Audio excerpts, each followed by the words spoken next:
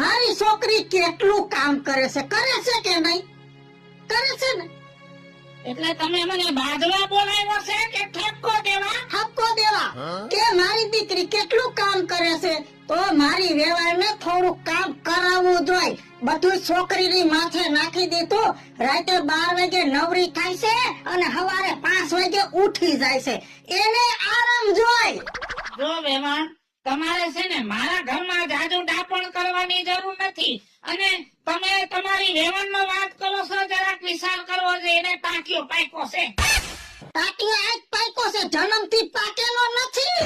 હું એમ કહું છું કે રાધે નહીં તો કાઈ નહીં, લુગડા નો ધોરાવે તો કાઈ નહીં, પણ જીણા જીણા 2 છોકરા છે એને ઘડી ખાસવે તોય મારી છોકરી થોડીક નવરી થાય.